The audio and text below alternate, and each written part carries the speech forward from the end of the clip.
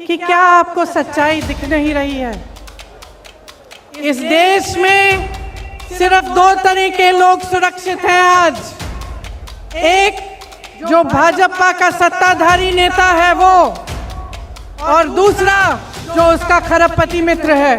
Jail में डालिए, हमें मारिए, हमें कुछ भी कर लीजिए, हम लड़ते रहेंगे, लड़ते रहेंगे, लड़ते रहेंगे जब तक वो गृह राज्य मंत्री आपका इस्तीफा नहीं देगा। तब तक हम लड़ते रहेंगे, हम हिलेंगे नहीं, हम हटेंगे नहीं। कि न्याय की हम उम्मीद नहीं रख सकते। आज लखीमपुर खेरी में जो हुआ, पिछले हफ्ते से हम देख रहे हैं। इस देश के गृह राज्य मंत्री के बेटे ने अपनी गाड़ी के नीचे, अपनी जीप के नीचे 6 किसानों को निर्ममता से कुचल दिया। और सब परिवार, 6 के 6 परिवार ये कहते हैं कि हमें पैसे नहीं चाहिए, हमें मुआवजा नहीं चाहिए, हमें न्याय चाहिए। लेकिन हमें न्याय दिलवाने वाला इस सरकार में हमें नहीं दिख रहा है। आपने देखा कि सरकार पूरी तरह से उस मंत्री और उस मंत्री के बेटे के बचत में लगी रही।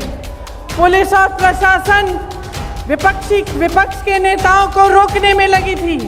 जब मैंने रात में वहां जाने की कोशिश की तब हर सड़क पे पुलिस थी, मुझे रोकने की कोशिश की। तमाम पुलिस के घेरे थे, नाकाबंदियां थी।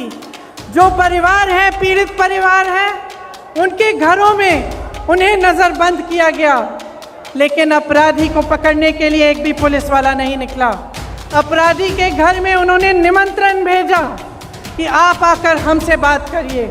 आपने किसी भी देश में, दुनिया के किसी भी देश में या इस देश के इतिहास में आपने कभी ऐसा देखा है कि एक आदमी 6 किसानों को कुचल दे, 6 लोगों की हत्या कर दे और उसको पुलिस निमंत्रण दे रही है कि आइए हमसे बात करिए।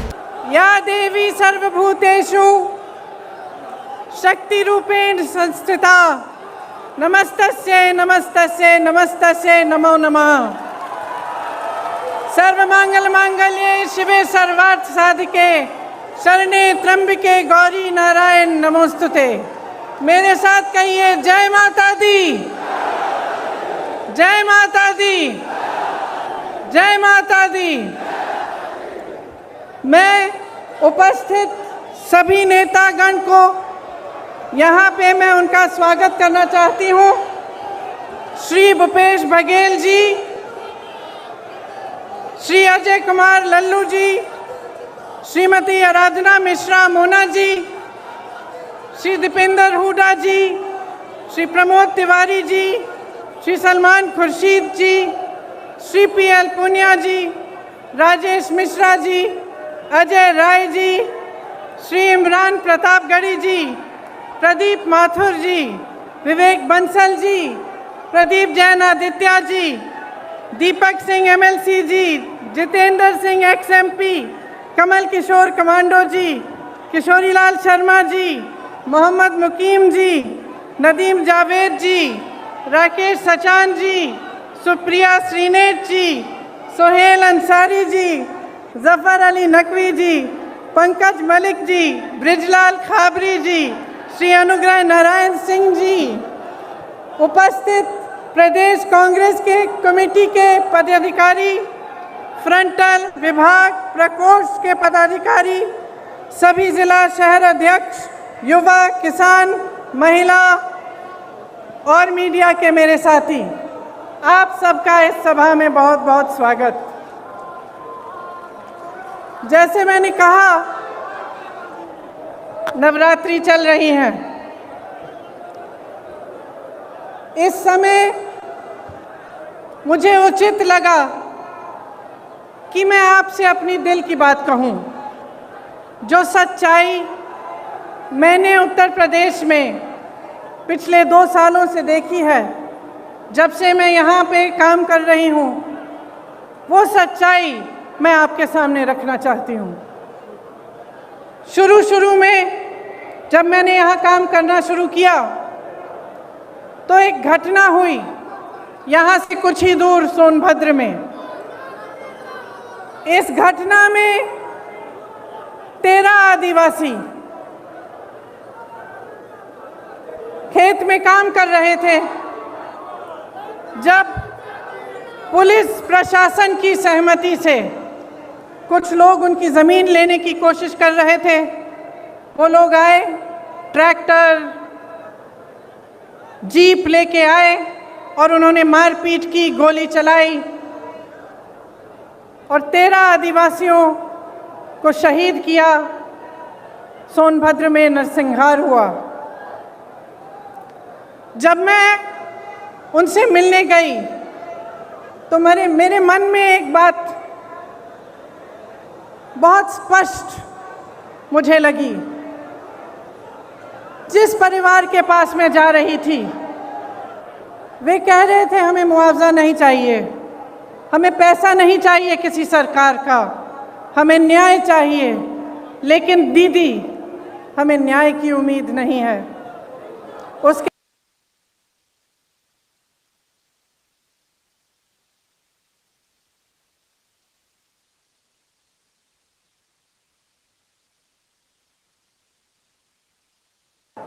उनके पिताजी ने मुझसे कहा कि उनको घर के बाहर निकालकर उन्हें पीटा गया था, उनके बच्चों को धमकाया गया था, उनकी 9 साल की एक पोती को धमकाया गया था, लेकिन उनको न्याय की कोई उम्मीद नहीं थी। वे सिर्फ न्याय चाहते थे, लेकिन न्याय की उम्मीद नहीं थी उन्हें। उन मामलों में भी भाजपा के एक पूर्व विधायक, भाजपा के एक प्रधान के बेटे, भाजपा के एक कार्यकर्ता, तीनों मामलों में वे इन्वॉल्व थे। उसके बाद कोरोना हुआ। कोरोना के समय जहां जहां से रिपोर्ट आई, वहां से वही रिपोर्ट आई कि जनता त्रस्त है, परेशान है और सरकार मदद के बजाय आक्रामक हो गई है। जो भी सुविधाएं थी, अगर कोई कहता था कि मेरे पास सुविधा नहीं है, मेरे पास ऑक्सीजन नहीं है, कोई अस्पताल ने कह दिया कि ऑक्सीजन खत्म हो रहा है, तो सरकार उन पर आक्रमण कर रही थी।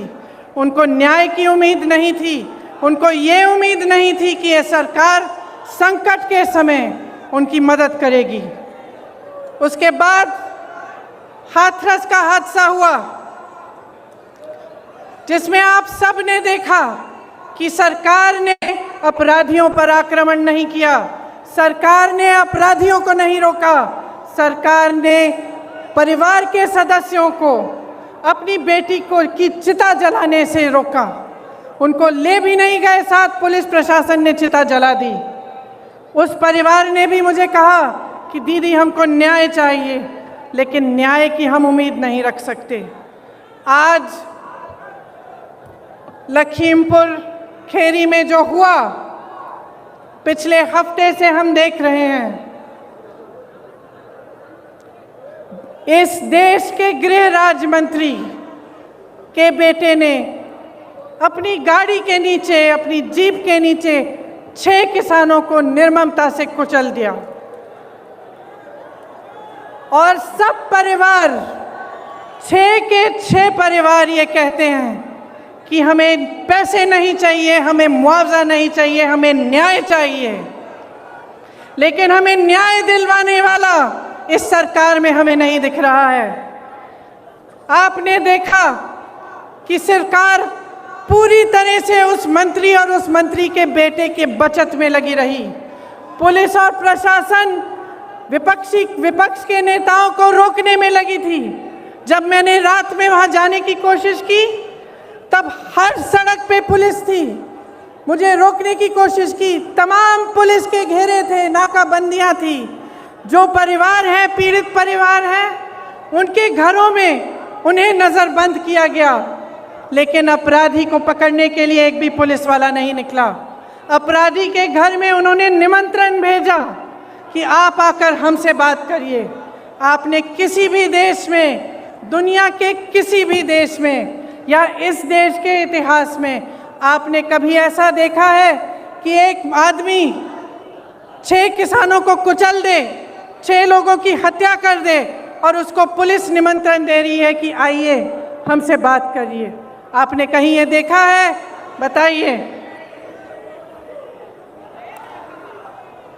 कभी भी इस देश और इस दुनिया के इतिहास में ऐसा नहीं हुआ होगा।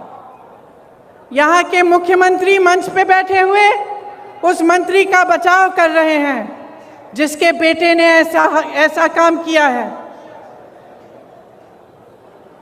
जो प्रधानमंत्री लखनऊ आ सकते थे प्रदर्शन को देखने के लिए, उत्तर प्रदेश के प्रदर्शन को देखने के लिए, आज़ादी के प्रदर्शन को देखने के लिए, वो 2 घंटे की दूरी पर लखीमपुर खीरी नहीं जा सकते थे उन किसानों के हाथ पकड़ने के लिए, उनके आंसू पोंछने के लिए। ये आज़ादी किसने दी? जिस आज़ादी का महोत्सव मना रहे हैं, अमृत उत्सव मना रहे हैं, ये आज़ादी हमें किसने दी है? ये आज़ादी हमें किसानों ने दी है, किसान के बेटे ने दी है। इस देश को किसान ने सींचा है। किसान का बेटा हमारी सीमाओं पर खड़ा है आज भी। ये किसान के बेटे हैं जो हमारी सुरक्षा कर रहे हैं, हमारी सीमाओं पे इस देश की आज़ादी को निर्भर रख रहे हैं। ये देश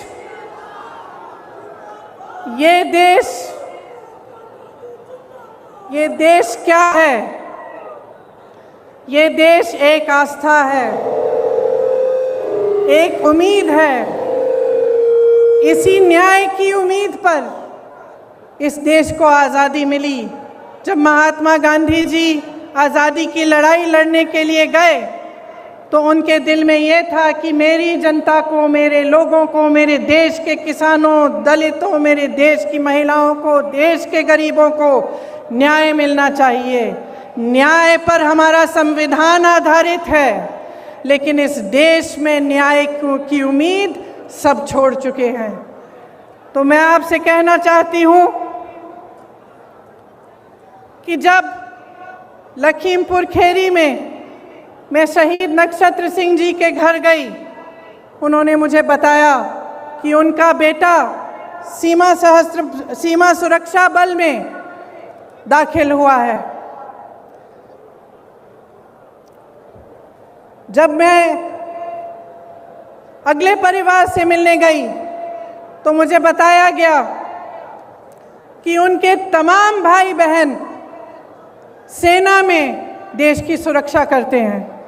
जब मैं रमन कश्यप पत्रकार के घर गई, मुझे बताया गया कि उनको काम करते करते मारा गया, उनको जीप के नीचे कुचला गया क्योंकि वो वीडियो ले रहे थे, सच्चाई दिखाना चाह रहे थे।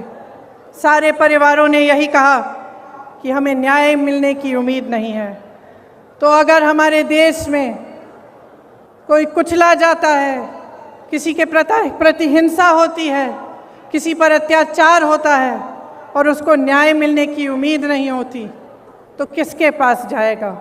अगर सरकार, मुख्यमंत्री, प्रधानमंत्री, गृह राज्य मंत्री, विधायक सभी मिले हुए हैं, सभी अपनी पीठ मोड़ देते हैं उनकी तरफ, तो किसके पास जाए जनता और क्या करे? आप जानते हैं कि किसान ने 9-10 महीनों से एक आंदोलन जारी रखा है। 300 दिन से अधिक ये आंदोलन चला है। इसमें 600 से अधिक किसान शहीद हुए हैं। क्यों कर रहे हैं ये आंदोलन? ये आंदोलन इसलिए कर रहे हैं क्योंकि ये जानते हैं कि ये सरकार के जो 3 कानून हैं, उनके ज़रिए उनकी आमदनी, उनके खेत, उनके फसल सब इस सरकार के खरबपति मित्रों के पास जाने वाली है, उनके कब्जे में होने वाली है।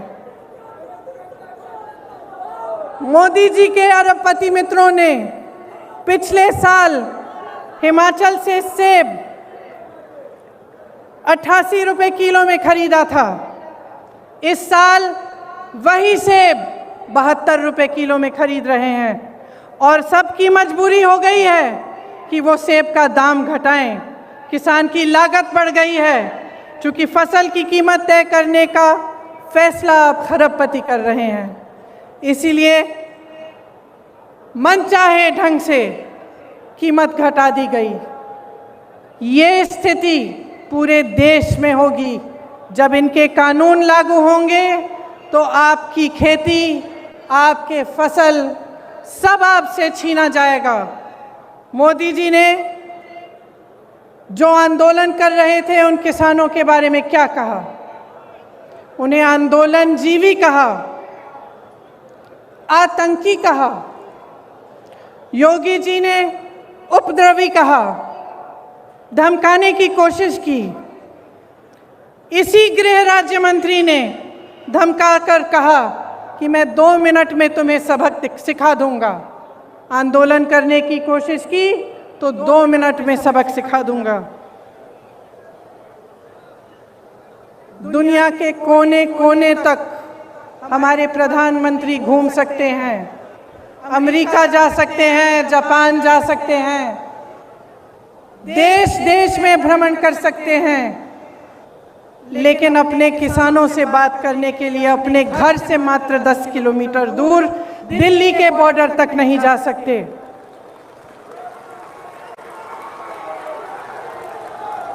अपने आप को गंगा पुत्र कहने वाले हमारे प्रधानमंत्री ने गंगा मैया के आशीर्वाद से खेतों में फसल लहलहाने वाले करोड़ों गंगा पुत्रों का अपमान किया है। उनकी पूरी आमदनी, उनकी खेती, उनके फसल अपने खरबपति मित्रों को देने की साजिश की है। क्या वो जानते हैं कि आपके प्रदेश में किसान कितनी समस्याओं से जूझ रहा है? क्या वो जानते हैं कि आवारा पशु की कितनी बड़ी समस्या है यहाँ? क्या रात को आपकी सड़कों पे उन्होंने चल के देखा है कि हर किलोमीटर, हर आधे किलोमीटर पे आवारा पशु बैठे हुए हैं? मैंने देखा है, मैंने देखा है।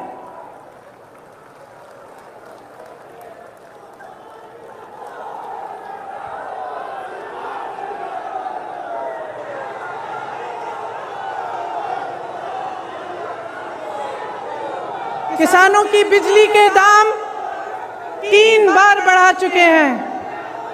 क्या नरेंद्र मोदी जी ने देखा है कि आपको कितने बड़े बड़े बिल मिल रहे हैं?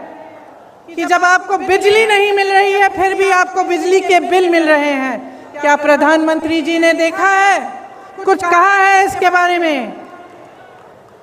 प्रदेश का हर परिवार त्रस्त है, दुखी है।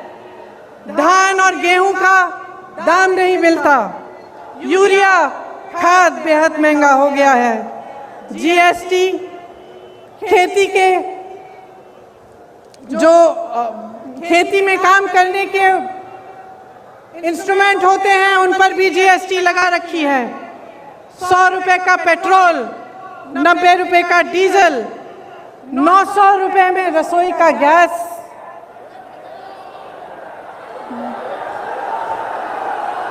1000 आज 1000 रुपए में रसोई का गैस। 23 करोड़ लोग गरीबी रेखा से नीचे चले गए हैं।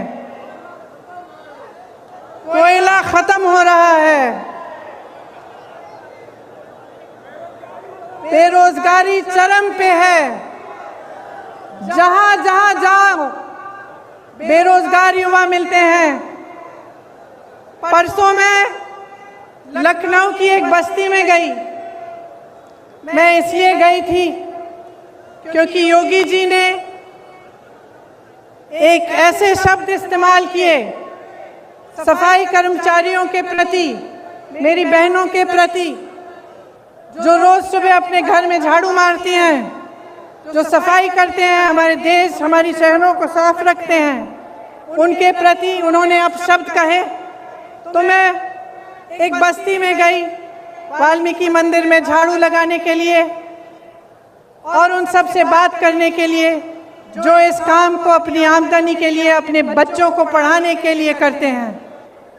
उन सब ने मुझे बताया, मैं घर गई, घर घर गई, घर घर गई, एक घर से दूसरे घर गई, हर घर में मुझे बताया, अपने युवा बच्चे मेरे सामने लाए, किसी ने एमए किया था, किसी ने बीए किया था, किसी ने आईटीआई किया था, किसी के पास नौकरी नहीं थी, किसी एक का रोजगार नहीं था, और जो रोजगार कर रहे थे, जो सफाई कर्मचारी थे, उनका वेतन महीनों से नहीं बढ़ाया गया था।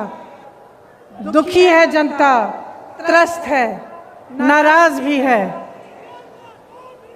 और नाराज होना चाहिए, क्योंकि जिस समय आप इन परेशानियों से गुजर रहे हैं, आप संघर्ष कर रहे हैं, उसी समय प्रधानमंत्री जी के खरबपति मित्र करोड़ों रुपए कमा रहे हैं, 1000 करोड़ रुपए से ज्यादा दिन में कमाते हैं, और आपकी आमदनी एकदम बंद है।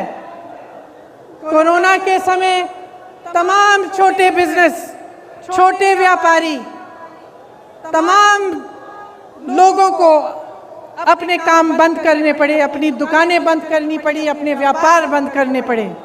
क्या सरकार ने कोई राहत दी? कोई राहत नहीं मिली, सिर्फ आपको प्रताड़ित किया। कभी जीएसटी, कभी नोटबंदी, कभी कुछ और। सब देशों में, इस पूरी दुनिया में, सब देशों में जहां जहां कोरोना की मार पड़ी, सरकार ने राहत दी, लेकिन आपको कोई राहत नहीं मिली। देश के हवाई अड्डों, देश की रेलवे, तमाम पीएसयू इनके खरबपति मित्रों को सौंपी गई हैं। आपको मालूम नहीं होगा शायद, प्रधानमंत्री जी ने पिछले साल अपने लिए 2 हवाई जहाज खरीदे। आप बताइए कितने के हो सकते हैं ये हवाई जहाज? सब मालूम है, सब पता है। एक हवाई जहाज 8000 करोड़ का था। 2 हवाई जहाज खरीदे, कितने के? और इस देश की पूरी एयर इंडिया कितने में बेची? अपने खरबपति मित्रों को कितने में बेची? 18,000 करोड़ में बेची। 2 हवाई जहाज अपने लिए खरीदे 16,000 करोड़ के। इस देश की एयर इंडिया को 18,000 करोड़ के लिए अपने दोस्तों को बेच दी। देखिए, समझ लीजिए,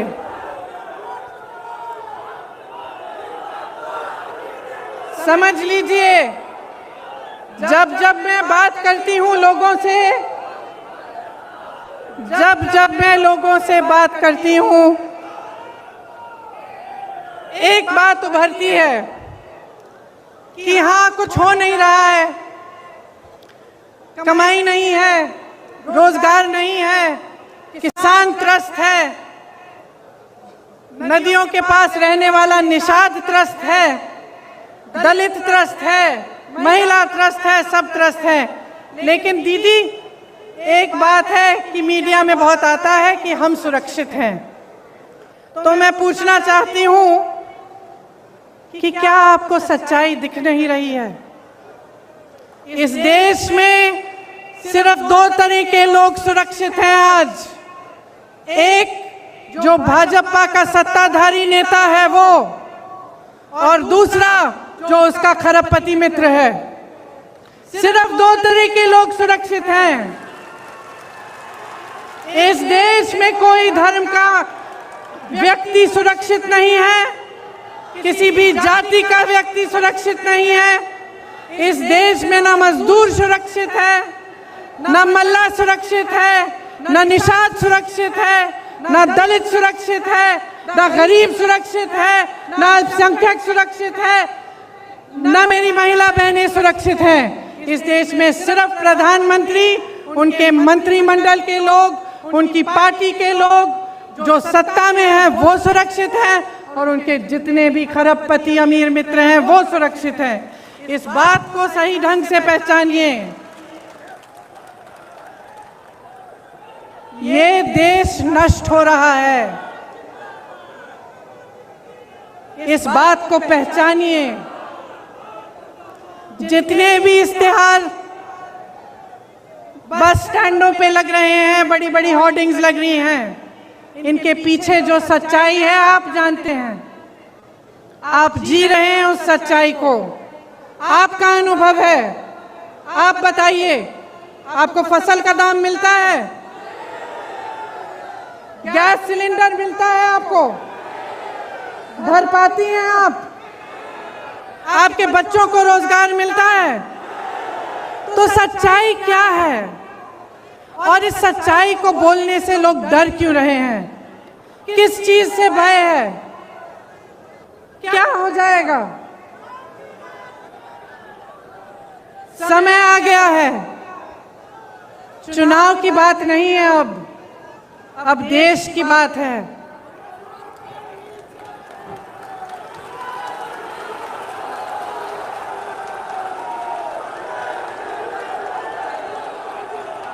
ये देश भाजपा के पदाधिकारियों, उनके मंत्रियों, उनके प्रधानमंत्रियों की जागीर नहीं है।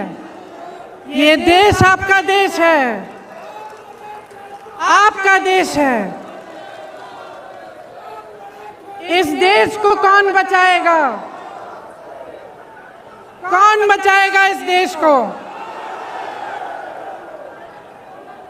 अगर आप जागरूक नहीं बनेंगे, समझदार नहीं बनेंगे, आप इनकी राजनीति में उलझे रहेंगे, तो आप ना अपने देश को बचा पाएंगे, ना अपने आप को बचा पाएंगे। आप किसान हो, इस देश की आत्मा हो। जितने भी मंच पे नेता बैठे हैं, उनको आपने बनाया है, आपकी मेहनत ने बनाया है इस देश को। ये कभी मत भूलिए। जो आपको आंदोलनकारी कहते हैं, जो आपको आतंकवादी कहते हैं, उनको न्याय देने के लिए मजबूर करिए। कांग्रेस के जितने भी कार्यकर्ता यहाँ हैं, किसी से नहीं डरते हैं, किसी से नहीं डरते हैं। हमें जेल में डालिए, हमें मारिए, हमें कुछ भी कर लीजिए, हम लड़ते रहेंगे, लड़ते रहेंगे, लड़ते रहेंगे जब तक वो गृह राज्य मंत्री आपका इस्तीफा नहीं देगा। तब तक हम लड़ते रहेंगे, हम हिलेंगे नहीं, हम हटेंगे नहीं। हम कांग्रेस के कार्यकर्ता हैं। हमारी पार्टी ने इस देश की आजादी की लड़ाई लड़ी है। हमें कोई चुप नहीं कर सकता, हमें कोई रोक नहीं सकता। और जितने भी लोग मेरी बातों को सुन रहे हैं, चाहे आप यहाँ मौजूद हैं, चाहे आप टीवी पे देख रहे हैं, अपने अंतर्मन में झांकिए, अपने अंतर्मन में झांकिए और अपने आप से सिर्फ एक सवाल पूछिए, सिर्फ एक सवाल पूछिए कि जब से ये सरकार आई है, इन पिछले 7 सालों में क्या आपके जीवन में तरक्की आई है कि नहीं? क्या विकास आपके द्वार पे आया है कि नहीं? जो वचन आपसे किए थे वो निभाए गए हैं कि नहीं? सिर्फ ये एक सवाल पूछ लीजिए और अपने ही मन में ईमानदारी से इस सवाल का जवाब दीजिए। और अगर इस सवाल का जवाब यही है कि आपके जीवन में तरक्की नहीं हुई, तो आ जाइए, मेरे साथ खड़े होइए, कंधे से कंधा लगाइए और लड़िए। बदलिए सरकार को, परिवर्तन लाइए, अपने प्रदेश को बदलिए, क्योंकि मैं तब तक नहीं रुकूंगी जब तक यहाँ पर परिवर्तन आए। मैं आप सबको बहुत बहुत धन्यवाद देना चाहती हूँ कि आप यहाँ आए, इतनी धूप में मेरा इंतज़ार किया। आप सबको नवरात्रि की बहुत बहुत शुभकामनाएं। जय माता दी, जय हिंद, जय किसान, जय किसान, जय जवान, जय किसान, जय जवान, जय हिंद, जय हिंद, जय हिंद, जय हिंद, जय हिंद, जय हिंद। लड़ेंगे।